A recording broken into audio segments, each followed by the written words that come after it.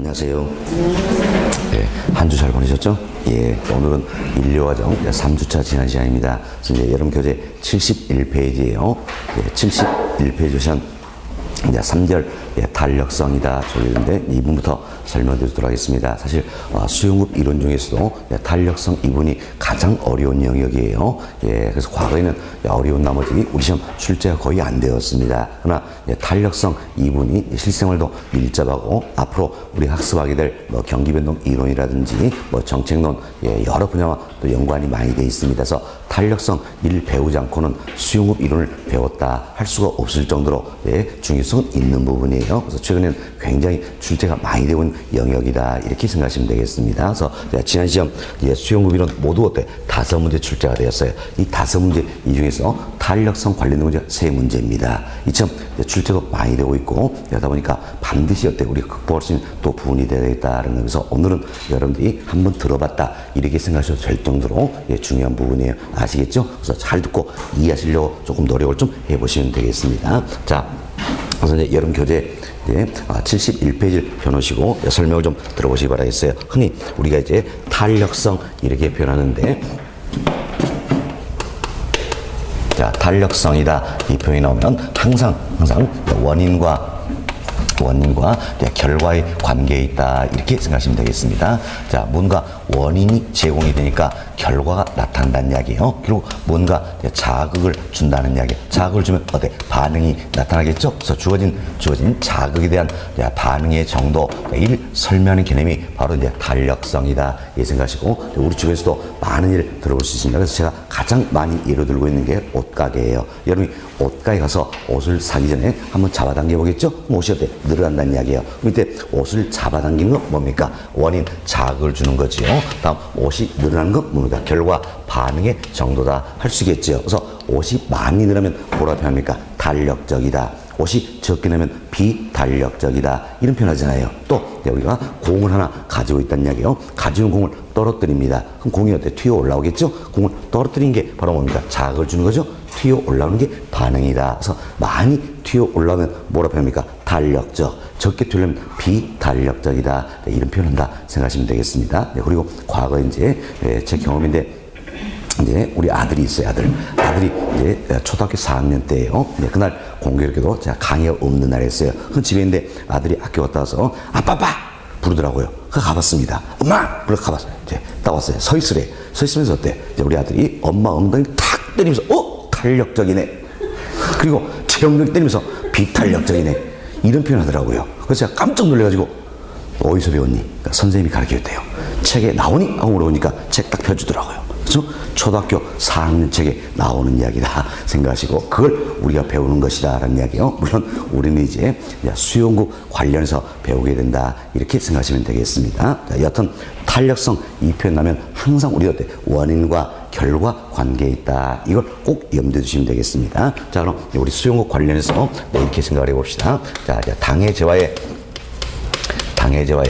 가격이 변한다는 이야기예요. 처음 당해 재화의 가격이 변하면 이로해서 당해 재화의 수요량이 변한다 할 수 있겠죠. 또 당해 재화의 가격이 변했을 때 당해 재화의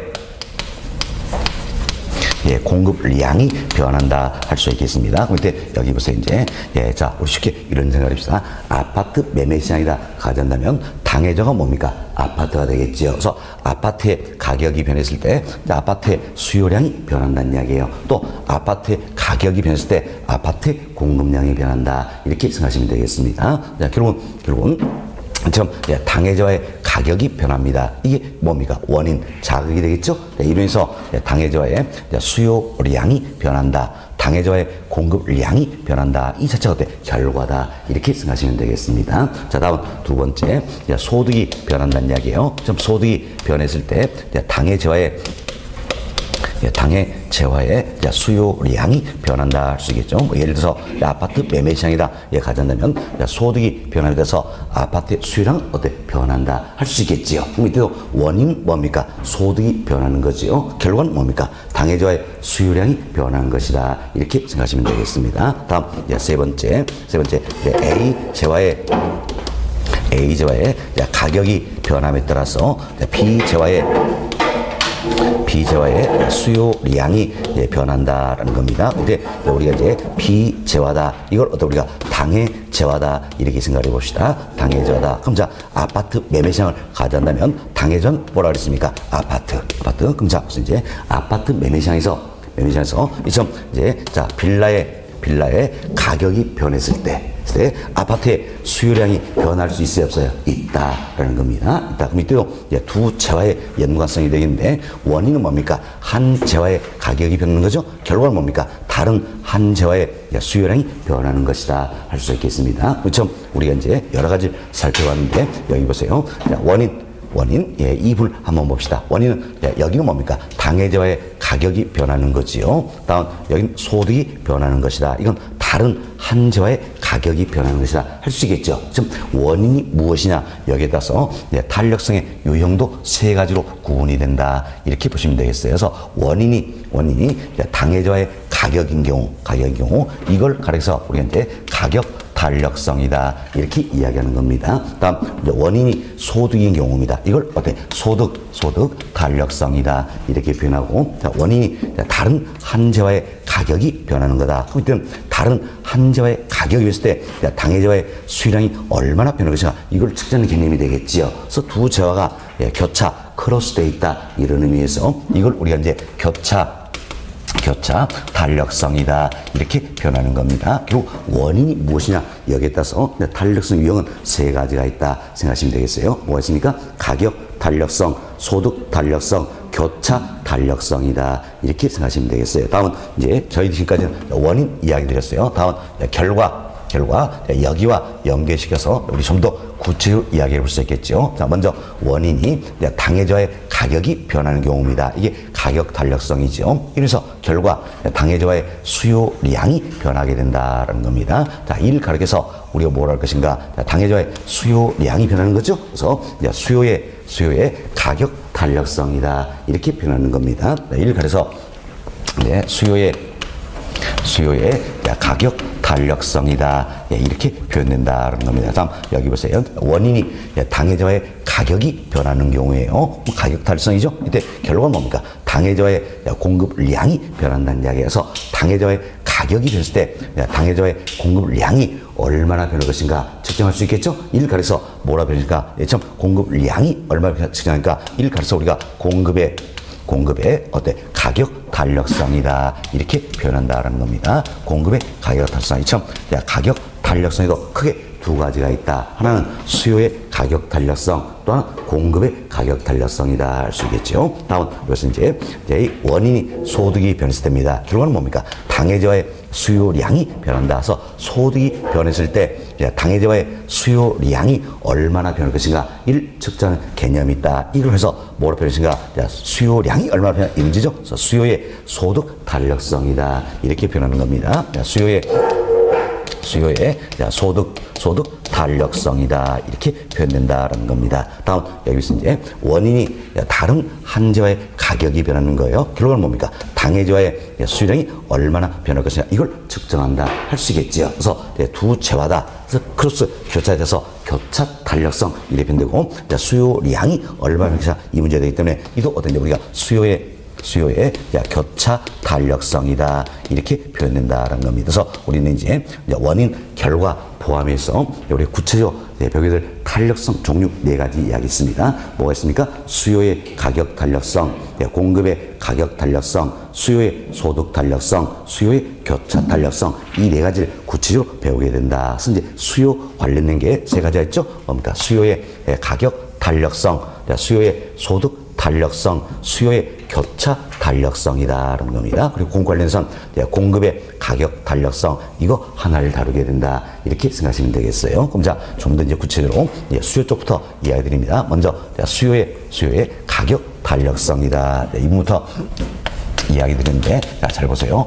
수요의 가격 탄력성이다. 여튼 탄력성 이 표현이 나오면 항상 우리한테 원인과 결과의 관계에 있다. 이걸 떠올리자 그랬지요. 그럼 자, 수요의 가격 탄력성이다. 원인은 뭡니까? 가격이 변했을 때죠. 가격이 얼마 변했을 때입니까? 자, 1원 변했을 때가요? 1% 변할 때가요? 1%입니다. 1원이 아니에요.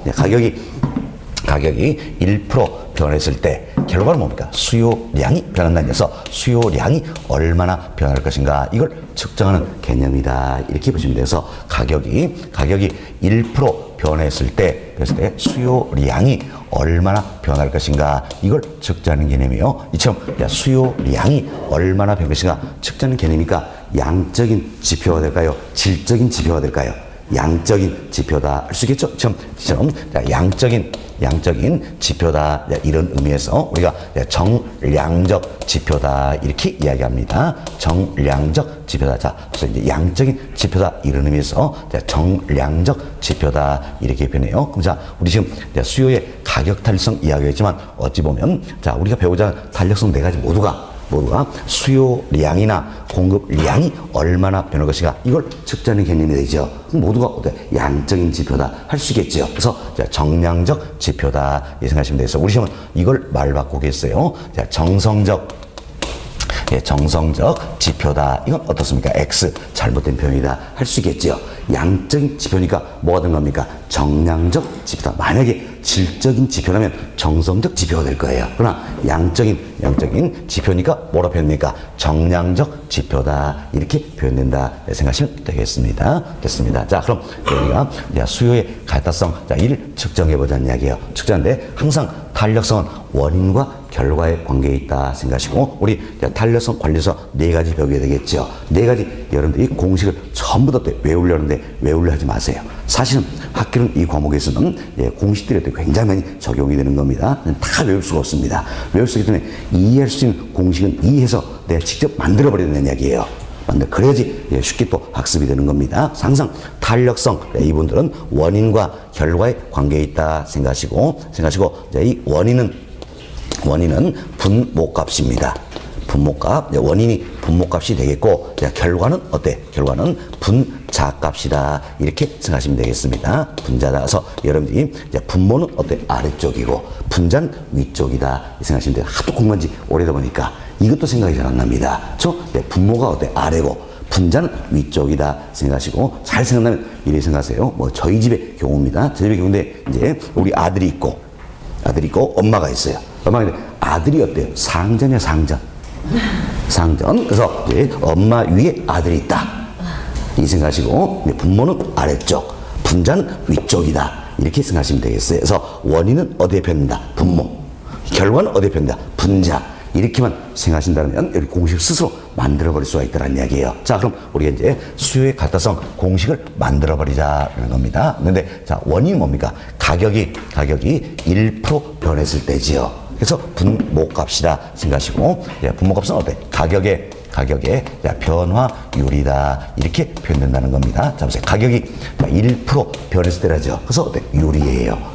가격의 변화율이다. 결과는 뭡니까? 수요량이 얼마나 변했을까? 이 문제잖아요. 그렇죠? 분자값. 그래서 수요량의 변화율이다. 이렇게 보시면 되겠습니다. 자, 그럼 여기서 이제 우리 지난주에 수요 법칙을 배웠어요. 수요 배웠는데 가격이 상승하면 수요량은 어떻습니까? 감소한다. 이게 수요 법칙이잖아요. 그럼 자, 방향이 반대니까 이 값을 측정하면 어떻습니까? 마이너스 값이 나온다는 이야기예요. 따라서 수요의 갈등성 이것만큼은 우리가 절대값을 기준한다 이렇게 보시면 되겠어요. 절대값을 기준한다. 그래서 마이너스를 없애버린다는 이야기예요. 아니면 앞에 또 이렇게 마이너스를 표현해서 결국은 플러스로 나타난다는 이야기예요. 아니면 아예 이걸 무시하기도 한다 생각하시고, 앞으로 우리는 이제 수요의 갈등성 이 부분만큼은 절대값으로 표현한다 이렇게 생각하시면 되겠습니다. 다음 이처럼 이제 분자와의 관계는 공식을 우리가 읽는 방법이 있어요. 읽는 방법도 이해가 되셔야 되는데, 먼저 이렇게 읽을 수 있겠죠. 자, 수요량의 변화율을 가격의 변화율로 나누는 값이다 할 수 있겠죠. 또 하나 방법이 있어요. 어떤 공식이나 다 마찬가지예요. 참 분자의 관계에 있을 때 우리가 무엇에 대한 무엇이다 이렇게 읽는 방법이 있다는 이야기예요. 그래서 무엇에 대한 무엇이다 이렇게 할 때는 항상 이건 분모 분자의 관계다 생각하시고, 이때는 뭘 먼저 할 것인가, 항상 원인이 먼저 나옵니다. 그리고 결과다 이렇게 생각하시면 돼요. 그럼 원인은 어디에 있습니까? 분모값이죠. 결과는 뭡니까? 분자값이다 이렇게 생각하시면 되겠습니다. 자, 그래서 이번 한번 읽어봅시다. 수요의 가격 탄력성이란 가격 변화율에 대한 수요량의 변화율을 말한다 이렇게 표현되면 되겠죠. 자, 이분도 처음부터 연습이 되셔야 돼요. 지난 시험도 마찬가지입니다. 이 공식은 아니지만 다른 공식 가지고 어때 이렇게 표현되면서 말 바꾸기를 하다는 이야기예요. 자, 이런 식으로 말을 바꿨죠. 수요의 가격 탄력성이란 수요량의 변화율에 대한 가격의 변화율을 말한다. OX, X. 잘못된 거죠. 이걸 어때요? 여러분 실제로 모의고사나 시험사 때 찾기 쉬운 일이 아니란 이야기예요. 아니다. 처음부터 연습이 되셨어요. 그래서 어떤 공시나 다 마찬가지입니다. 자, 분모, 분자의 관계에 있을 때 우리가 읽을 때는 무엇에 대한 무엇이다 읽을 수 있다는 이야기는 항상 분모값을 먼저 읽는다 생각하시면 되겠습니다. 그래서 가격 변화율에 대한 수요량의 변화율이다 이렇게 표현된다 생각하시면 되겠어요. 자, 다시 읽어봅시다. 자, 수요의 가격 달성이란 수요량의 변화율을 가격의 변화율로 나눈 값이라 할 수 있겠지요. 다음 가격 변화율에 대한 수요량의 변화율 말한다 이렇게 생각하시면 되겠습니다. 자, 이렇게 해서 저희들이 이제 수요의 가격 달성 의일 설명을 다 드렸습니다. 자, 여러분 교재 잠깐 보도록 하겠습니다. 자, 교재 보시면 자, 71페이지예요. 71페이지 1번 챕터. 수요의 가격 탄력성이다 소개되고 있죠? 1번 챕터 옆에다가 별표 7개 해놓으시기 바라겠습니다. 별표 7개입니다. 자, 별표 7개 의미가 뭡니까? 최근 5개월 동안 1번 챕터 2월에서 7문제 연관돼서 출제되었다 이런 의미예요. 그럼 거의 매해마다 한두 문제씩 연관돼서 나온다 할 수 있겠죠. 그래서 아주 중요한 부분이다라는 겁니다. 양월 1번 개념입니다. 첫 번째로 봅시다. 자, 수요의 가격 탄력성이란 한 상품의 가격이 변할 때 그 상품의 수요량이 얼마나 변하는 걸 측정하는 적도이다. 결국 우리가 여기서 설명드렸죠. 당해저의 가격이 변했을 때 당해저의 수요량이 얼마나 변하는가 이걸 측정하는 적도다 이렇게 보시면 되겠습니다. 자, 그 아래줄 보세요. 즉 수요의 가격 탄력성은 수요량의 변화율을 가격의 변화율로 나눈 값이기 때문에, 자, 우리가 이렇게 읽었죠? 수요량의 변화율을 가격의 변화율로 나눈 값이다. 나눈 값이다. 여기죠. 자, 가격이 1% 변할 때 수요량이 몇 프로 변하는 걸 표시해준다. 따라서 양적인 지표다. 정량적 지표다. 할 수 있겠죠. 다음, 양거리 부분 봅시다. 계산 공식입니다. 박스를 보세요. 박스 보시면 자, 수요의 가격 탄력성이다. 어떻게 표현됩니까? 가격의 변화율에 대한 수요량의 변화율이다. 다만 우리는 절대값으로 표현한다. 이렇게 생각하시면 되겠어요. 그리고 그 우측에 가격 변화율, 수요량 변화율 이거 구체로 설명한 내용인데 이거 신경 쓰지 마세요. 신경 마시고 우리는 여기까지만 공식을 이해한다. 아시겠죠? 여기까지만 이해하면 되겠습니다. 자, 다음 페이지 넘어갑니다. 다음 페이지 보시면 자, 양골 3번. 양골 3번. 양골 3번은 이 같은 수요의 가격 탄력성의 유형에 대해서 소개하고 있는 내용인데, 수요의 가격 탄력성 유형에도 5가지가 있다는 겁니다. 5가지. 이걸 이해하시면 되겠습니다. 결국 잘 보세요. 수요의 가격 탄력성은 가격이 1% 변했을 때 수요량이 얼마나 변할 것인가 이걸 측정하는 개념이잖아요. 그럼 뭘 비교합니까? 가격의 변화율과 수요량의 변화율 이걸 비교하겠다는 이야기예요. 따라서 여기는 가격 변화율과 수요량의 변화율 이걸 비교한다 이렇게 생각하시면 되겠습니다. 그래서 먼저 설명 들어보세요. 자, 이제 가격의 변화율과 수요량의 변화율 이걸 비교하겠는데, 자, 예를 들어서 우리 이렇게 합시다. 가격이 10% 하락합니다. 10% 했을 때 수요량은 10% 증가하더라라는 겁니다. 사실 가격이 하락하면 수요량은 증가하죠? 증가인데 이제 가격의 변화율 몇 프로입니까? 10%. 수요량의 변화율 몇 프로입니까? 10%. 이처럼 가격 변화율과 수요량의 변화율이 같은 경우다라는 겁니다. 같은 경우. 그럼 이때는 가격이 11% 변하면 수요량은 얼마 변하겠습니까? 11% 변한다 할 수 있겠지요. 이처럼 이처럼 한 단위 변하니까 한 단위 반응한다 할 수 있겠죠. 그래서 단위마다 반응한다 이런 의미에서 가격 변화율과 수요량의 변화율이 같은 경우를 우리가 뭐라 표현할 것인가? 단위 달력적이다 이렇게 표현합니다. 단위 달력적. 자, 단위마다 반응한다 이런 의미예요. 단위 달력적이다 이렇게 표현된다는 겁니다. 이때 그럼 이제 수요의 가격 탄력성의 값을 측정을 해보자는 겁니다. 흔히 우리가 이제 기호로서 뭐 수요의 가격 탄력성이다 이때는 이렇게 표현됩니다. 듣기 마세요. 탄력성 영어 첫 글자가 이자예요. 이.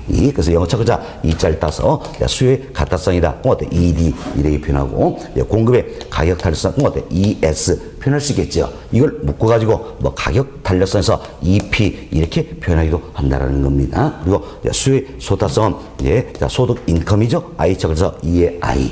다음 수요의 교차 따서 두 제화니까 2의 AB 또는 2의 XY 이처럼 표현이 된다는 이야기예요. 그런데 이런 기호들은 전혀 신경 쓰지 마시기 바라겠습니다. 우리 시험 다 한글로 나와요. 한글로 그러니까 전혀 신경 쓰지 마시고 여기도 어떻습니까? 우리가 수요의 가격 탄력성이다 이렇게 표현되면 좋겠죠. 그래서 팔이 아프니까 제가 이렇게만 표현했다 생각하시면 되겠습니다. 자, 그럼 이때 이제 수요에 같아서 값을 측정을 해보자라는 겁니다. 자, 보세요. 단위 달력적인 경우에는 가격 변화율과 수량의 변화율이 어때? 같잖아요. 그럼 이 둘이 같다면 절대값 기준으로 얼마가 될까요? 1이 된다. 알 수 있겠죠? 그래서 단위 달력적인 경우 수요의 가격 탄력 값은 1이 된다. 이렇게 보시면 되겠습니다. 그때 우리가 수요선의 모습을 그려보겠는데, 자. Y축은 가격이지요. X축은 양이다. 그래서 P0 Q. 자, 좌표 표면에서 생각합시다. 자, 가격이 P0였어요. P0였을 때 수요량은 Q0다. 그럼 자, P0와 P0와 Q0 연결시켜서 자, 이 점을 찍어볼 수가 있다는 이야기예요. 이 점을 우리 기준으로 해보자는 이야기예요. 이때 가격이 P0에서 P1으로 이렇게 하락했습니다. 그럼 가격이 하락하면 당연히 수요량은 증가한다 할 수 있겠지요. 그럼 수요량 증가인데 자, 1번 케이스는 가격 변화율과 수요량의 변화율이 같은 경우예요. 같은 경우. 그럼 우리가 율로 생각했을 때 가격이 하락한 만큼 수요량은 증가한다 할 수 있겠죠. 율적으로. 그래서 수요량이 예를 들어서 Q1으로 증가한다. 그럼 P1과 Q1 연결시켜서 이 점을 찍어볼 수 있겠죠. 그럼 이 점과 이 점을 연결시키면 수요성의 모습을 나타내볼 수 있겠지요. 그렇다면 정확히 보면 단위 달력적인 경우 수요성의 모습은 직각쌍곡선으로 나타납니다. 직각쌍곡선이다. 그래서 직각쌍곡선은 이와 같은 모습이에요. 이와 같은 직각쌍곡선의 모습을 나타난다. 그러나 단위 달력적인 경우 수요성의 모습이 직각쌍곡선이다. 이것만큼은 중요성이 없더란 이야기예요. 그럼 중요성이 때문에 우리는 편의상 직선으로 그어버린다는 이야기예요. 편의상 이처럼 이제 직선으로 나타낼 수 있도록 하겠습니다. 이게 이제 단위 달력적인 수요성의 모습이다. 자, 정확히 표현하면 단위 달력적인 경우 수요성은 어떤 모습입니까? 직각쌍곡선이라고 했어요. 그렇죠?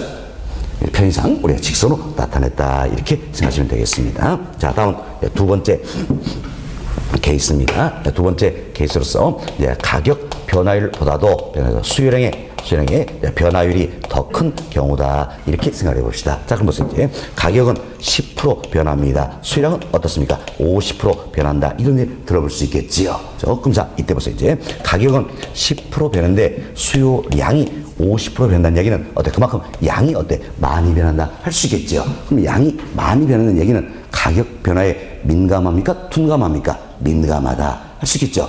가격 변화에 민감하다 이런 의미에서 우리가 뭐라고 표현할 것인가? 탄력적이다 이렇게 표현합니다. 마치 이 원리예요. 옷을 잡아당겼을 때 옷이 많이 늘어난다는 이야기예요. 옷이 많이 늘면 우리 뭐라 했습니까? 탄력적. 그럼 양이 많이 변하는 걸 뭐라 합니까? 탄력적이다 이렇게 표현된다는 겁니다. 그럼 탄력적일 때 수요의 가격 달려서 값을 측정해 보자는 겁니다. 그럼 자 보세요. 이제 가격 변화율보다도 수요량의 변화율이 더 크다는 이야기예요. 그럼 수요량의 변화율 이 값이 더 크기 때문에 당연히 절대값 기준으로 어떻습니까? 1보다 커진다는 걸 알 수 있겠지요. 1보다 커진다는 겁니다. 이제 수요성의 모습을 나타내보자는 겁니다. 자 보세요. 이제 가격 변화율보다도 수요량의 변화율이 더 크다는 이야기예요. 그럼 양이 어때? 많이 변한다. 알 수 있겠죠. 그럼 가격이 하락했을 때 양은 어떻습니까? 더 많이 변한다. 그래서 우리가 Q2처럼 양이 어때? 더 많이 변한다 생각합시다. 그럼 자, P1과 Q2 연결시켜서 이 점을 찍어볼 수 있겠죠. 그럼 당초 이 점과 이 점을 연결해보자는 이야기예요. 연결하면 우리는 어떤지 이와 같은 모습으로 수익선 나타내볼 수가 있다라는 겁니다. 이게 이제 탄력적인 이제 수익선의 모습이다라는 이야기. 좀 탄력적일수록 양이 어때? 많이 변하지요. 양이 많이 변하니까 기울기 경사도는 급해집니까? 완만해집니까? 완만해진다라는 겁니다. 우리 지난주에도 단기 공선, 장기 공선 비교를 드리면서 양이 많이 변할수록 어때? 기울기 경사도는 완만해졌죠? 이게 탄력적인 경우다. 그래서 탄력적일수록 기울기 경사도는 어때? 완만해진다. 이렇게 보시면 되겠습니다. 다음 세 번째 케이스입니다. 세 번째 케이스는 가격 변화율보다도 수요량의 변화율이 더 작은 경우다. 자, 예를 들어서 가격은 10% 변하지만 수요량은 어때? 5% 변한다는 이야기예요. 이때는 자, 가격 변화에 민감합니까? 민감하지 못합니까? 민감하지 못한다는 이야기. 결국 둔감하다 할 수 있겠죠. 자, 우리 여기서 수요량이 많이 변해서 가격 변화에 민감하다. 이때를 뭐라고 했습니까? 탄력적이다 표현했지요. 그럼 이때는 가격 변화에 민감하지 못하다는 이야기예요. 따라서 뭐라고 표현합니까? 비탄력적이다. 이렇게 표현된다라는 겁니다. 비탄력적이다. 결국 자, 양이 적게 변하면 뭡니까? 비탄력적이다. 마치 옷을 잡아당겼을 때 옷이 어때? 적게 늘어나는 것이다 생각할 수 있겠죠. 이제 비탄력적이다. 그럼 이때 수요의 가격 단수값을 측정을 해보자라는 겁니다. 좀 가격 변화를 여기에 비해서 수요량의 변화를 이 값이 어때? 더 적다는 이야기예요. 그럼 이 값이 더 적기 때문에 당연히 절대값 기준하면 1보다 커집니까? 작아집니까? 작아진다 할 수 있겠죠. 1보다 작아진다. 이렇게 보시면 돼요. 다음 점 비탄력의 경우 수요성의 모습을 우리가 그림으로 나타내보자라는 겁니다. 그럼 자 보세요. 가격이 하락하면 수요량은 어때? 증가하겠죠. 증가인데 비탄력적이니까 양이 어때? 적게 변한다는 이야기예요. 그래서 Q0에서 이 점 Q3처럼 이 크기 이점 양이 적게 변한다. 그럼 자, 우리가 이제 P1과 Q3 자, 연결해서 이 점을 찍어보자. 당초 이 점과 이 점을 연결시키면 우리는 자, 이와 같은 수요선의 모습을 나타내볼 수가 있다는 겁니다. 자, 이게 결국 뭡니까? 비탄력적인 수요선의 모습이다 할 수 있겠지요. 자, 그래서 비탄력적일수록 양이 적게 변하니까 기울기 경사도는 완만해집니까? 급해집니까? 급해진다. 이렇게 보시면 되겠어요. 기울기 경사도는 급해진다는 겁니다. 다음은 네 번째 케이스가 되겠습니다. 네 번째 케이스. 자, 네 번째 케이스는 벌써 이제 가격이 하락했을 때 수요량은 어떻습니까? 무한대로 늘어버린다는 이야기예요.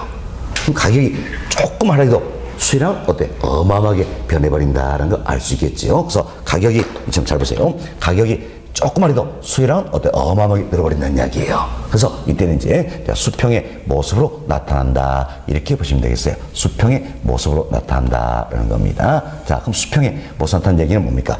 가격 여기에 딱 달라붙어 있지요. 이때 경제학에서는 이걸 가서 가격 변화율이 0인 경우다. 이렇게 표현하는 겁니다. 그래서 가격 변화율이 0인 경우다라는 겁니다. 이는 뭘 얘기합니까? 가격이 조금은 알아도 수요량은 어떻습니까? 어마어마하게 늘어버린다는 이야기예요. 그럼 조금 전에 우리가 이제 양이 많이 변하면 뭐라 했습니까? 탄력적. 이때는 어마어마하게 늘어버린다는 이야기예요. 따라서 이거에서 우리가 뭐라 합니까? 완전 탄력적이다. 이렇게 표현한다는 겁니다. 완전 탄력적이다. 그럼 이제 탄력 값을 치자면 자, 가격 변화를 이 값이 0이 되기 때문에 이 값이 0이 되기 때문에 전체 값은 얼마 됩니까? 무한대가 될 거예요. 사실 또 쉽게 이 생각하시면 되죠. 수요량이 무한대로 변해버린다는 이야기예요. 그럼 이 값이 무한대로 변한다. 이렇게 쉽게 생각하면 이 값은 얼마 됩니까? 무한대다. 이렇게 보시면 되겠어요. 그때 이제 수의 같았은 값은 무한대가 되겠다. 자, 수역선은 어떤 모습입니까? 수평의 모습으로 나타난다는 겁니다. 이게 완전 탄력적인 수익선의 모습이다라는 겁니다. 자, 다음 다섯 번째, 가격이 하락함에도 불구하고 수요량에는 전혀 변화가 없다라는 이야기예요. 따라서 수요량의 변화율이 0인 경우다. 이렇게 생각을 해봅시다. 0인 경우다. 자, 보세요. 우리 좋은데 수요량이 적게 변하면 뭐라 했습니까? 비탄력적이다. 표현했죠. 그러나 수요량에 전혀 변화가 없다는 이야기예요. 이들 뭐랍니까? 완전 비탄력적이다. 이렇게 표현한다는 겁니다. 완전 비탄력적이다. 그럼 이때 수요량의 변화율 이 값이 0이기 때문에 수의 가타성 이 값을 치려면 얼마가 됩니까? 0이 되겠다라는 겁니다. 0이 되겠다. 그럼 이제 수요선의 모습을 나타내보자는 이야기예요. 가격이 P0에서 P1으로 하락함에도 불구하고 수요량의 변화는 있다 없다? 없다라는 이야기예요. 그럼 자 P1이었을 때 수요량 Q0 그대로다. 그럼 이 점을 찍어보세요. 그럼 당초 이 점과 이 점을 연결시켜서 우리는 자 이제 이와 같은 모습으로 나타내 볼 수가 있다라는 겁니다. 어떤 모습입니까? 수직의 모습으로 나타난다 할 수 있겠지요. 수직 모습. 이게 이제 이런 뭡니까? 완전 비탄력적인 수직선의 모습이다라는 겁니다. 완전 비탄력이면 수직의 모습이니까 어디에 딱 달라붙었어요? 양에 달라붙어 있죠. 그래서 수요량의 변화율이 0인 경우다. 이렇게 생각하시면 되겠습니다. 이때는 수직의 모습으로 나타난다. 이렇게 보시면 되겠습니다. 자, 이렇게 해서 저희들이 이제 수요의 가타성에도 5가지 유형이 있다 쓰는데, 자, 잘 보세요. 수요의 가격 달성의 값의 범위는 어디서부터 어디까지입니까? 자, 0에서부터 무한대 사이에 존재한다 할 수 있겠지요.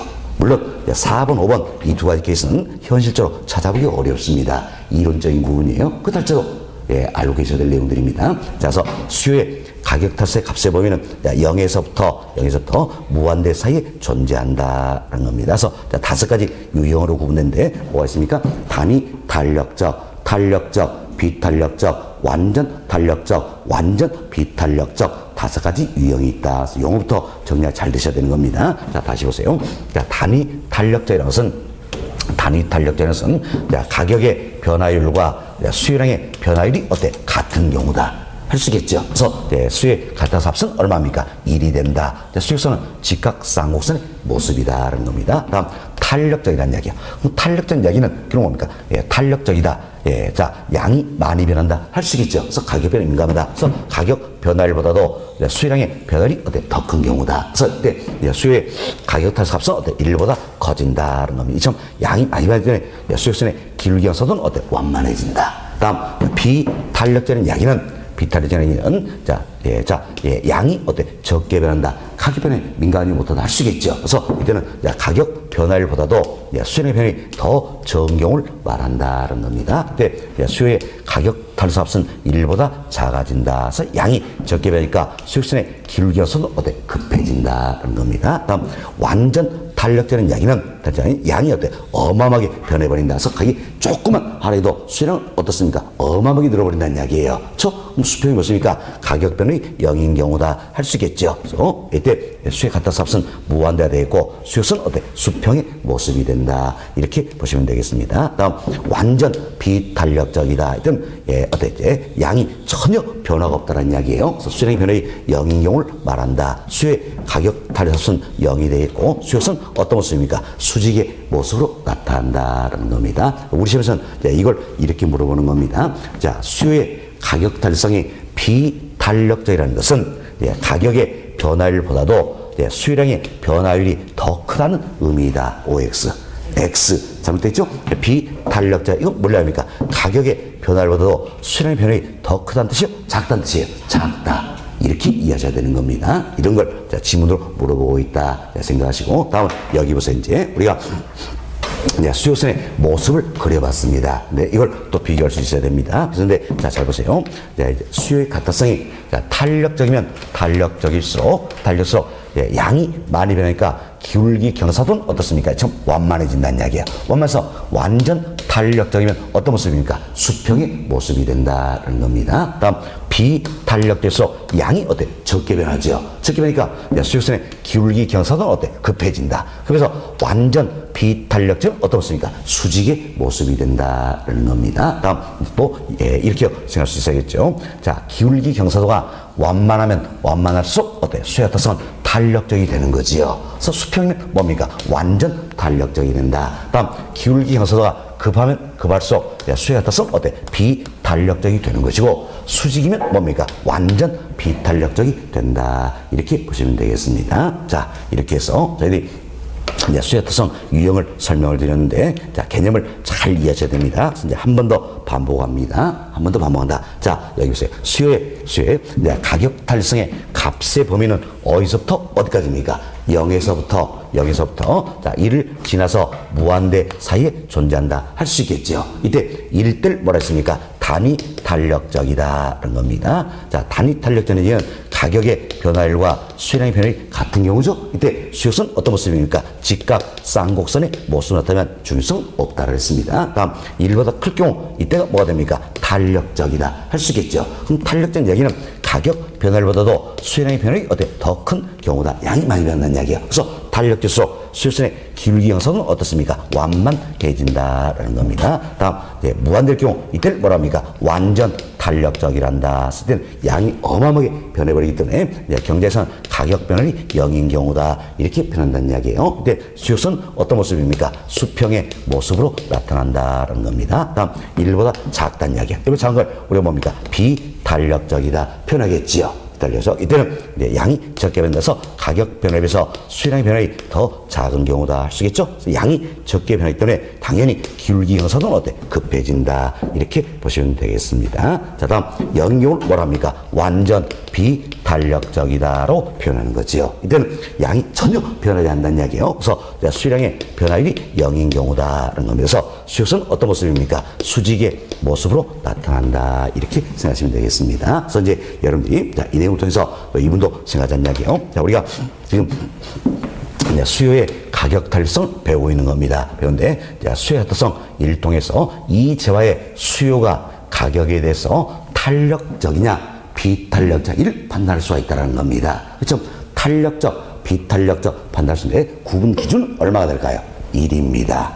1이에요. 1. 자, 우리 여기서 했죠. 자, 1 기준에서 1보다 크면 어떻습니까? 탄력적. 1보다 작으면 어때? 비탄력적이다. 표현합니다. 다시 보세요. 자, 우리는 수요의 가격 탄력성을 통해서 이 재화의 수요가 가격에 대해서 탄력적이냐 비탄력 판단할 수 있다는 이야기예요. 구분 기준 얼마입니까? 1. 그래서 1보다 크면 탄력적. 1보다 작으면 어때? 비탄력적이다. 표현할 수 있다. 이렇게 이해하시면 되겠습니다. 자, 여기까지 말씀을 드리고, 자, 여러분 교재 또 살펴드립니다. 네, 교재 살펴드리는데, 자, 72페이지예요. 72페이지. 양보로 3번입니다. 양보 3번. 자, 수요의 가격성의 크기와 특징이다. 나와 있죠? 나와 있는데, 자, 여러분, 교재 보시면 식이 들어있어요. 식이 들어있는데, 이 식은 이렇게 생각하시면 되겠습니다. 자, 첫 번째 식을 한번 봐보세요. 보시면 Q분의 델타 Q다 나와 있죠? 이게 뭐라고 했으니까 수요량의 변화율을 의미하는 것이다. 여기는 수요량의 변화율, 이걸 의미하는 것이다. 생각하시면 되겠습니다. 자, 그리고 그 아래 보시면, 이제, 절대값 기준으로 P분의 델타 P다 나와 있죠? P분의 델타 P. 이건 뭐라고 했으니까 가격의 변화율, 이걸 의미하는 거예요. 가격 변화를 이걸 의미하는 것이다. 이렇게 생각하시고, 우리가 한글로 이해하셔도 충분합니다. 왜 우리 시험 다 한글로 나와요. 한글로. 그래서 우리 교재는 수시로 됐지만 수시 신경 쓰지 마시라는 이야기예요. 한글로만 생각해도 되겠다는 겁니다. 자, 그럼 첫 번째 케이스입니다. 첫 번째 케이스는 Q분의 델타 Q다. 이건 뭐라 했어요? 수요량의 변화율이라 했죠. 그럼 수요량의 변화율이 얼마입니까? 0인 경우다. 할 수 있겠죠. 그럼 수요량의 변화율이 0인 경우다. 예, 이때 수요에 갖다 값은 얼마입니까? 0이 되겠죠. 뭐라고 했어요? 완전 비탄력적이다. 이렇게 표현했다는 겁니다. 다음 두 번째입니다. 두 번째는 Q분의 델타 Q, 즉 수요량의 변화율이 P분의 델타 P, 가격 변화율보다 작은 경우다라는 거죠. 그럼 자, 기록 수요량의 변화율이 더 적은 경우가 되겠네요. 그럼 수요량의 변화율이 더 적은 경우니까 이때 우리가 뭐라고 했습니까? 비탄력적이라 표현했죠. 그래서 탄력성 값은 어때? 1보다 작아진다. 이렇게 생각하시면 되겠습니다. 다음 세 번째 케이스예요. 세 번째 케이스는 자, Q분의 델타 Q 수요량의 변화율이지요. P분의 델타 P 가격 변화율이다. 이게 같은 경우는 우리가 있어요. 처음 가격 변화율과 수요량의 변화율이 어때? 같은 경우다. 할 수 있겠죠. 이때는 가격 탄성 값은 얼마입니까? 1. 이때 우리가 뭡니까? 단위 탄력적이다. 이렇게 표현한다는 겁니다. 다음 그 아래줄로 봅시다. 자, 자, Q분의 델타 Q가 즉 수요량의 변화율이 더 큰 경우죠. 그럼 이 케이스는 가격 변화에 비해서 수요량의 변화율이 더 큰 경우다 할 수 있겠죠. 이때 탄력 합은 1보다 커지죠. 그래서 이때 우리가 뭡니까? 탄력적이다 이렇게 표현한다는 겁니다. 다음 그 아래줄을 봅시다. P분의 델타 P다. 가격 변화율이죠. 가격 변화율이 0인 경우 이때 수의 가타값은 얼마입니까? 무한대. 이때 우리가 뭡니까? 완전 탄력적이란다. 이렇게 이해하시면 되겠습니다. 그래서 이제 여러분들이 이렇게 해서 이해를 하시면 크게 문제는 없을 거예요. 됐습니다. 자, 그 아래 그림을 한번 봅시다. 자, 그림 보시면 자, 이제 수역선 모습이 나와 있는데 자, 1번 수역선입니다. 자, 1번 수역선 D1 나와 있는 거 찾으셨나요? 네, 1번 수역선 어떤 모습입니까? 수평이잖아요. 수평. 지금 수역선의 모습이 수평으로 나타났을 때, 자, 지금 수평 나타났을 때, 이때를 우리가 뭐랍니까? 완전 탄력적이다. 표현을 쓰겠죠? 네, 설명드린 완전 탄력적이다. 그 이야기예요. 다음, 자, 2번. 예, 수역선 찾아보세요. 2번 수역선 어때? 수직의 모습이잖아요. 지금 수역선이 수직의 모습으로 나타난다는 이야기예요. 자, 이때는 뭡니까? 완전 비탄력적이다. 할 수 있겠죠? 수직의 모습으로 나타난다. 이건 완전 비탄력적인 경우다. 이렇게 생각하시면 되겠습니다. 다음, 이제 3번 수역선 한번 보세요. 3번 수역선은 어떤 모습입니까? 직각 쌍곡선의 모습이다. 할 수 있겠죠? 좀 직각 쌍곡선의 경우, 이때를 우리가 뭡니까? 단위 탄력적이다. 이렇게 표현한다라는 겁니다. 단위 탄력적이다. 이렇게 생각하시면 되겠어요. 그래서 여러분들이 사실 이 그림 통해서 우리가 이런 부분을 이해하는 겁니다. 자, 여기 보세요. 이제. 여기선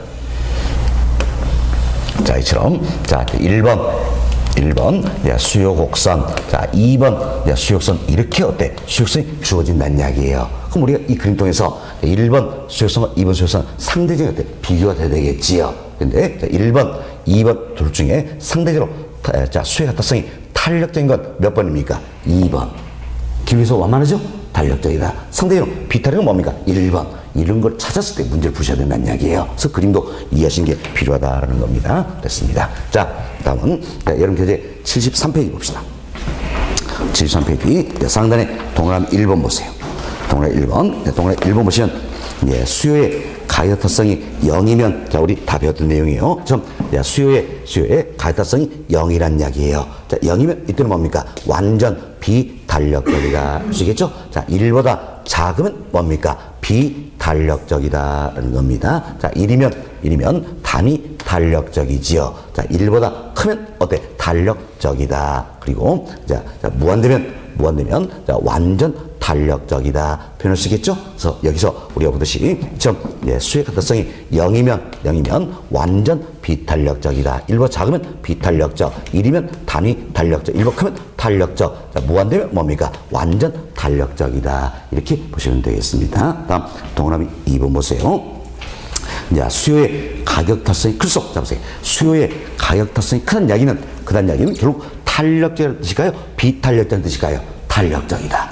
이런 데 있죠? 탄력적 수요선의 기울기는 어떻습니까? 완만해진다. 그 이야기죠. 완만해지고 수요의 타성이 작을수록 자, 수요의 타성이 작다는 이야기는 탄력적, 비탄력적이다. 이러죠? 비탄력일수록 자, 수역선의 기울기 경사도는 어떻습니까? 급해진다. 이렇게 생각하시면 되겠습니다. 자, 이렇게 해서 탄력성 유형 5가지 다 말씀을 드렸어요. 이 정도 이해되시면 되겠고, 자, 다음은 여러분 교재 74페이지로 넘어갑니다. 자, 지금까지 저희 수요의 가격타성 2분을 이야기 드렸고요. 다음은 이제 수요의 소득 탄력성 2분 설명을 좀 드리도록 하겠습니다. 자, 여기 보세요. 수요의 소득 탄력성이다라는 게 있습니다. 자, 항상 탄력성 이 표현 나면 우리 어때? 원인과 결과의 관계에 있다. 이걸 떠오르지 않았지요. 그럼 원인이 뭡니까? 소득이 얼마? 1% 변했을 때라는 이야기예요. 그럼 소득이 1% 변했을 때 결론은 뭡니까? 수요량이 변하는 거죠. 수요량이 얼마나 변했을까? 이걸 측정하는 개념이다. 그래서 소득이 1% 변했을 때 수요량이 얼마나 변할 것인가? 이걸 측정하는 개념이다 생각하시고, 이도 우리가 이제 식으로 나타내보자라는 겁니다. 식으로 나타내는데 항상 탄력성은 원인과 결과의 관계에 있다 생각하시고, 원인이 어디에 됐어요? 분모값이라 그랬지요. 결과는 분자값이다. 그럼 자, 원인은 소득이 1%였을 때죠. 그래서 분모값 뭐가 되는가? 소득의 소득의 변화율이다. 이렇게 보시면 되겠죠. 결과는 뭡니까? 수요량이 얼마나 변하느냐? 분자값 수요량의 변화율이다. 이렇게 보시면 되겠습니다. 그래서 소득의 변화율에 대한 수요량의 변화율이다. 이렇게 표현된다는 겁니다. 자, 그럼 우리가 또 읽어봅시다. 자, 수요의 소득 탄력성이란 어때? 수요량의 변화율을 소득의 변화율로 어때? 나누는 값이다. 표현을 쓰겠지요. 또 하나의 방법이 더 있어요. 자, 수요의 소득 탄력성이란 소득의 변화율에 대한 수요량의 변화율 말한다. 이렇게 읽을 수 있다는 겁니다. 자, 그럼 이때 보세요. 이제 자, 우리 지난주 이런 내용 배웠어요. 소득이 향상되었을 때 수요가 어때? 증가하는 재화가 있다는 이야기예요. 즉 소득이 향상될 때 수요가 증가하는 재화, 이를 가려서 우리가 뭐라고 했습니까? 정상재다. 이래 표현했죠. 혹시 기억나시나요? 예, 안 나는 게 정상이에요. 예, 됐습니다. 하여튼 배우긴 배웠습니다. 네, 자, 소득이 향상할 때 수요가 증가한 재화를 어떤 우리가 정상재 이렇게 표현한다. 자, 정상재 이 같은 경우에는 어떤지 참 방향이 같잖아요.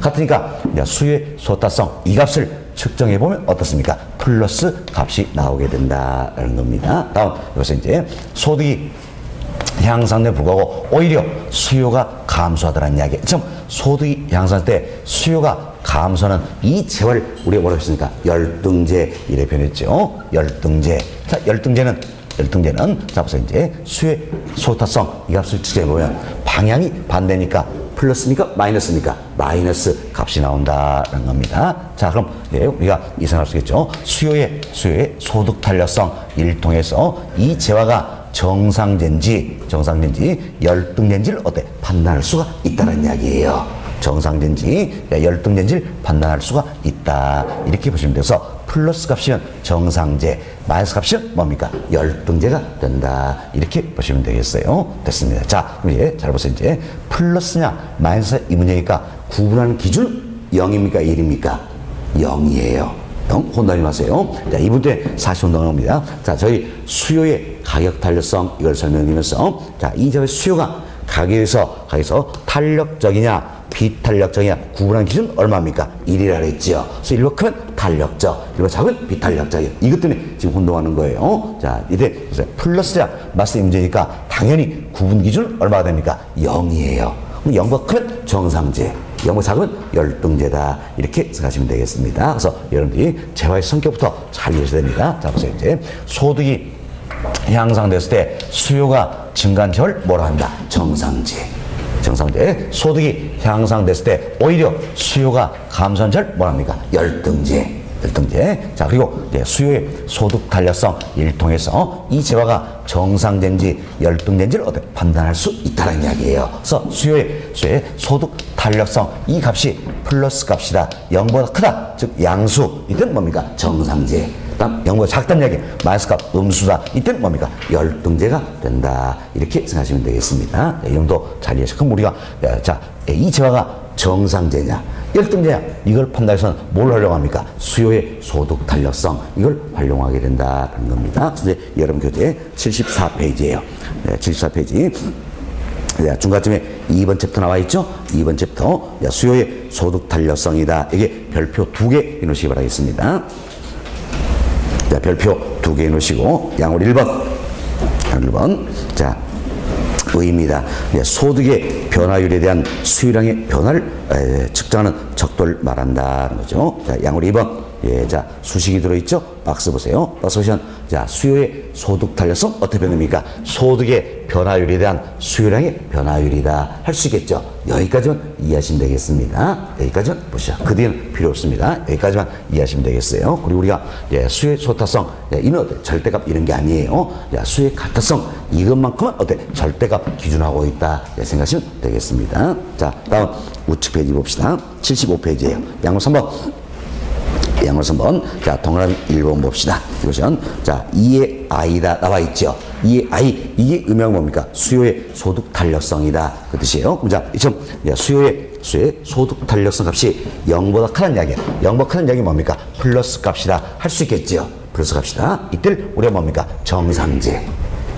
결국 소득이 증가했을 때 수요가 어때? 증가하는 재화다. 할 수 있겠지요. 다음, 동그라미 2번 보세요. 자, 2의 I, 즉 수요의 소득 탄력성 값이 0보다 작다는 이야기예요. 그럼 0보다 작으면 마이너스 값이 되겠죠? 이 재화를 우리가 뭡니까? 열등제 이렇게 표현한다는 겁니다. 열등제. 자, 이는 소득이 증가함에도 불구하고 어때? 수요가 감소하는 경우다. 이렇게 보시면 되겠어요. 동그라 1, 2번 이것만 어떻게 우리가 이름에서 이해가 되시면 되겠습니다. 다음 그 아래 예제 한번 풀어봅시다. 11번입니다. 11번. 자, 소득이 10% 증가하자 어떤 부동산의 수요량이 8% 증가하였다는 겁니다. 자, 이 사실 통해 볼 때 이 부동산은 다음 중 어디에 속하는가 이 구별을 보자는 이야기예요. 근데 전혀 어려운 거 아닙니다. 자, 이러면 뭐냐면 우리만의 비법으로 이렇게 빨리 풀어버린다는 이야기예요.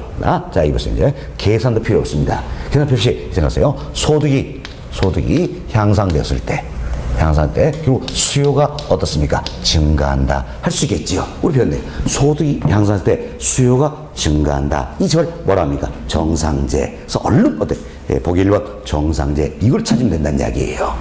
아시겠죠? 그래서 빨리 푸는 게 우리의 비법이다 생각해서. 그래서 우리가 정상제 용어부터 잘 이해 잘했잖아요.